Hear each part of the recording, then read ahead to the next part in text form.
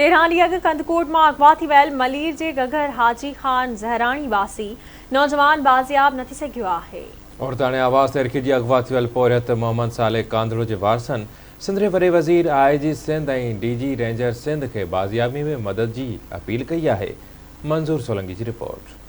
गगर फाटक जंगी पाड़े में औरतानी आवाज़ में हिरक जी कंदकोट पोतल मोहम्मद साले के घर वट असी मौजूद आयूँ।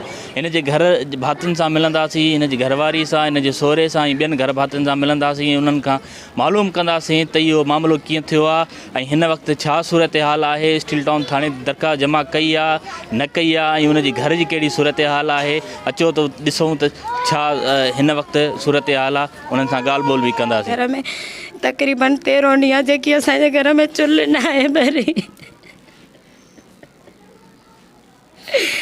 न ही मूंखे औलाद आहे नवा मुंहिंजो घर वारो असां ॿ ज़ाल मुड़ुस ऐं मुंहिंजो हे चरियो ॾेर मूं सां गॾु रहंदो आहे। असांजी मदद कई वञे हिन क़ुराननि जे वास्ते। असां हिन वक़्तु न ई कंहिं बि मदद न आहे कई, न ई पुलिस, न ई अहिड़ो को सिंध जो वज़ीर आला या अहिड़ो DIG वग़ैरह कंहिं बि असां सां कुझु मदद न आहे कई। मां पुफी आहियां, मां चाड़ी मरी वई अथसि, पीउ मरी वियो अथसि, यतीम आहे, चोरो चुनो आहे, भाउ हिकिड़ो अथसि इहो चलियो अथसि, ॿी घरवारी अथसि।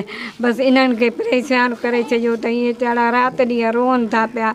बसि अलाह क़ुर जे सदक़े हुननि सां भलाई कयो, हुननि सां मदद कयो। मुंहिंजो भाउ आहे, मां हुनजी भेण आहियां, ॾाढी मां परेशान लॻी पई आहियां। ख़ुदा कारण सां मदद कयो, असां सां ख़ुदा कारण सां मदद कयो, क़ुर वास्ते असां सां मदद कयो। असां का शइ कान्हे का असांजो गुंदर भाउ असांजो विसरे नथो सघनि। ख़ुदा कारण सां वधीक मदद कई वञे, रब वास्ते असां सां मदद कई वञे। मिसकिन यतीम असांखे वेलो वेहण वारा, वेलो खाइण वारा, असांखे कंहिं शइ जी ताक़त कोन्हे का, असांखे का शइ जी जॻहूं मसवाड़नि ते असां सां ज़ुल्म थी वियो आहे, असां नाग थी वियो आहे। असां मज़दूरी करे ऐं पंहिंजा बचा पालींदो आहे। कंहिं वक़्त में हिनखे महीने खां पोइ जेको हिन टेलीफोन ते इन माई जी आवाज़ में बि राब्तो पियो थिए, पर असांखे ख़बर न रही पई।